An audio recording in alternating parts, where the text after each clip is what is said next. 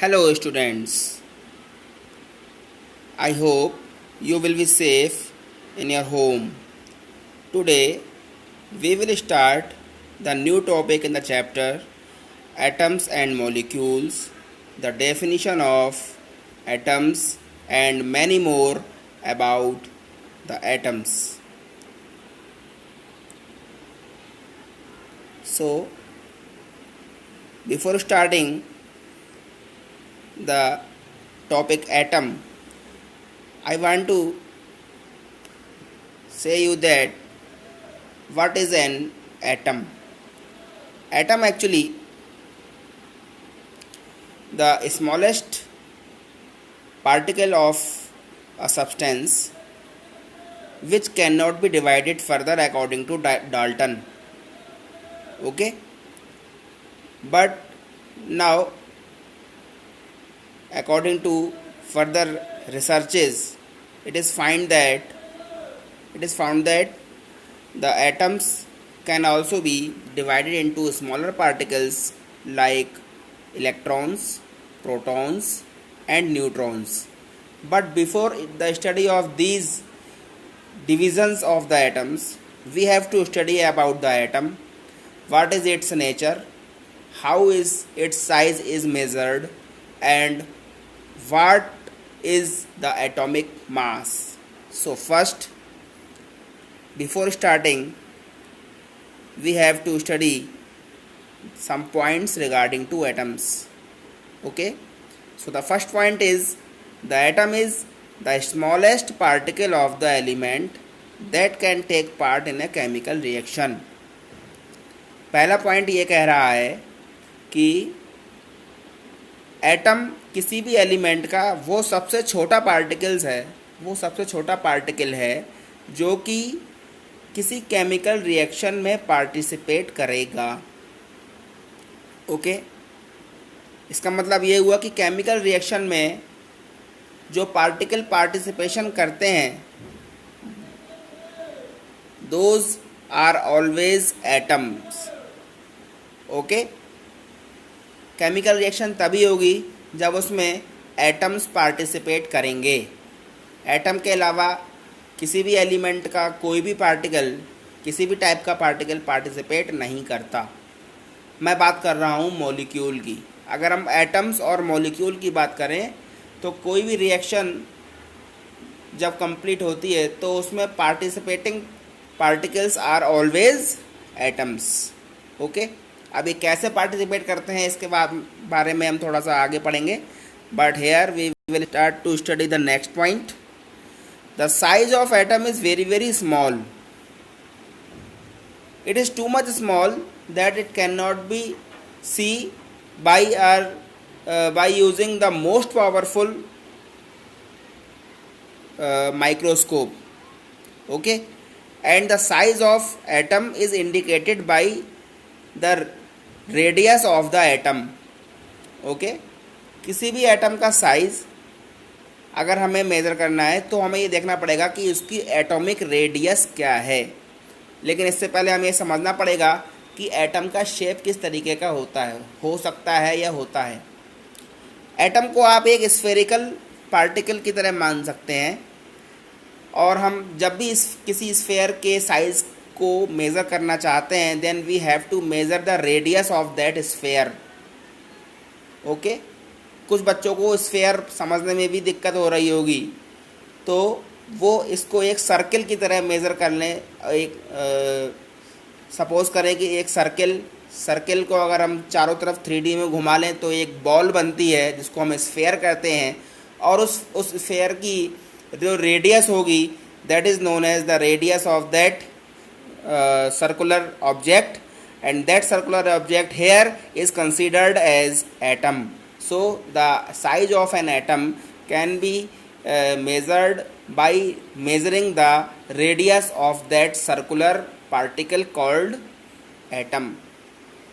Okay, so as you know that the atom is very very small particle, so its radius will also be very very small. So it is measured in nanometers. Okay,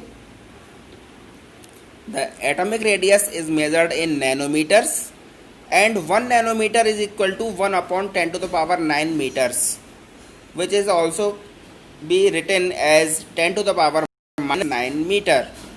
okay, इसका मतलब ये हुआ कि atom इतना ज़्यादा छोटा है कि उसको हम पावरफुल माइक्रोस्कोप से भी नहीं देख सकते. मोस्ट पावरफुल माइक्रोस्कोप के थ्रू भी हम इसको नहीं देख सकते. ठीक है, इन सारे एलिमेंट्स के एटम्स में जो सबसे छोटा एटम होता है ये होता है हाइड्रोजन का एटम, जिसकी रेडियस 0.037 नैनोमीटर तक हो सकती है.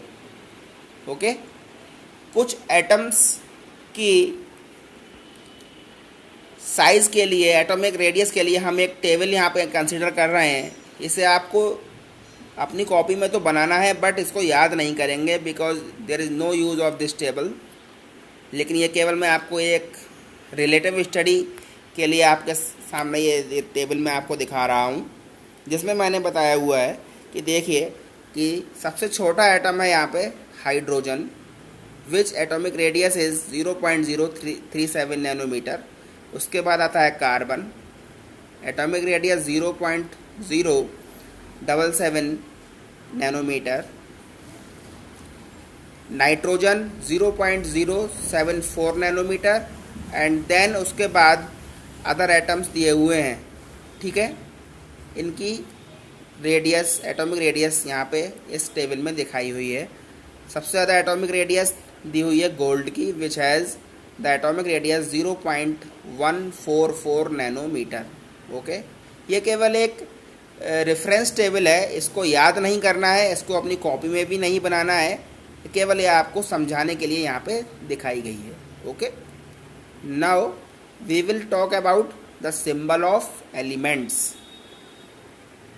एलिमेंट को किसके थ्रू हम रिप्रेजेंट कर सकते हैं? वो छोटे से छोटा एक तरीका, एक वे जिसके थ्रू हम किसी एलिमेंट को रिप्रेजेंट करें, that is known as the symbol.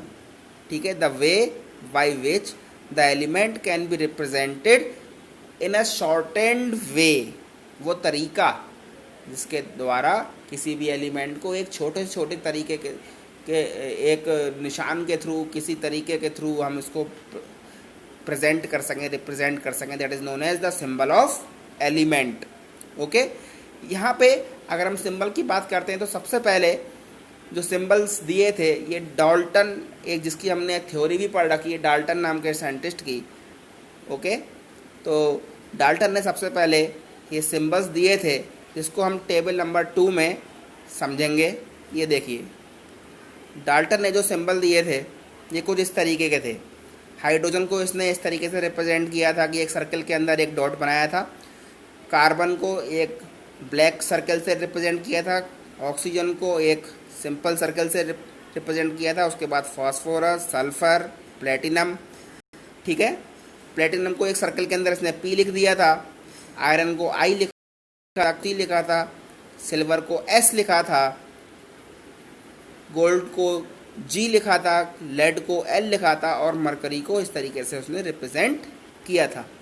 लेकिन क्वेश्चन ये आया, जब सपोज कीजिए कि जब अगर आपके सामने सिल्वर और सल्फर दोनों रखे हों, तो आप के मन में ये क्वेश्चन आएगा कि सिल्वर को इस तरीके से रिप्रेजेंट क्यों किया कि इस सर्कल के अंदर एक एस रख दिया, और सल्फर को ये सर्कल के अंदर ये प्लस का निशान बना के ऐसे शो क्यों किया? क्योंकि इन सिंबल्स का, डाल्टन्स के द्वारा दिए गए सिंबल का कोई सिग्निफिकेंस नहीं है, कोई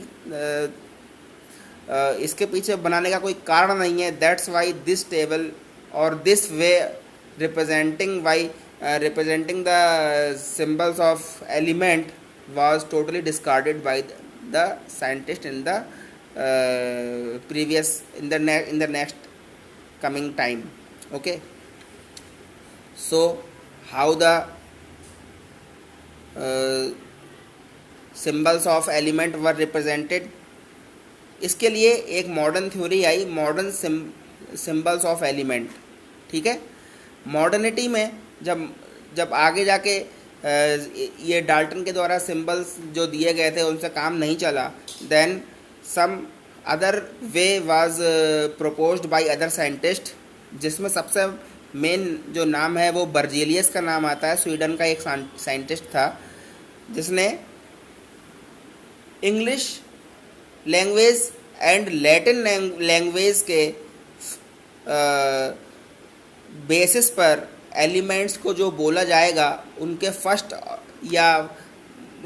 एंड अदर सिंबल और अल्फ़ाबेट को लेकर उसने कुछ अदर सिंबल बनाए, जिसको हम नेक्स्ट टेबल में स्टडी करेंगे।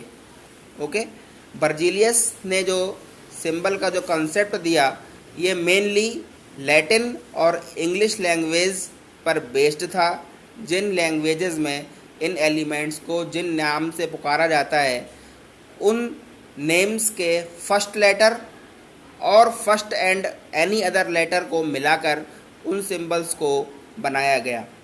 ओके, तो यहाँ पे हम देखते हैं कि इनको किस तरीके से लिखा गया। ये देखिए आप, it is the table in which symbol derived from the Latin names of the elements. देखिए, सोडियम को Na से रिप्रेजेंट किया गया क्योंकि इसका लैटिन नाम नेट्रियम है। Potassium was called K because its Latin name was Kalium. Iron has the Latin name Ferrum, that's why its symbol is Fe. Copper has the Latin name Cuprum, that's why its Cu. Silver has the Latin name Argentum, that's why its symbol is Ag. Gold has Au as its Latin name is Arum. Mercury has the symbol Hg as its Latin name Hydrargyrum. Lead has the symbol Pb as its Latin name is Plumbum, and the tin has the symbol Sn as its Latin name is Stennum. Okay, now some of the elements were symbolized by on the basis of the English language. For example, hydrogen H, helium He, lithium Li, boron B, carbon C, nitrogen N, oxygen O, fluorine F, neon Ne। इसी तरीके से यहाँ पे कुल हमने कुछ इस table में कुछ एलिमेंट्स के सिंबल यहाँ पे रिप्रेजेंट किए हुए हैं। तो ये दोनों टेबल आपको अपनी कॉपीज़ में ड्रॉ करनी है, ठीक है। एक तो लैटिन नेम वाली लैटिन नेम्स की टेबल और दूसरी ये derived from English name of the elements. Okay, you have to draw both of these tables in your copy. Okay, Dalton के सिंबल की टेबल आप चाहें तो नहीं भी बना सकते हैं, ये आपको केवल समझाने के लिए थी। Okay, so it is the main way by which the elements are symbolized. Okay, now we will study about the next topic which will cover the atomic mass of the element.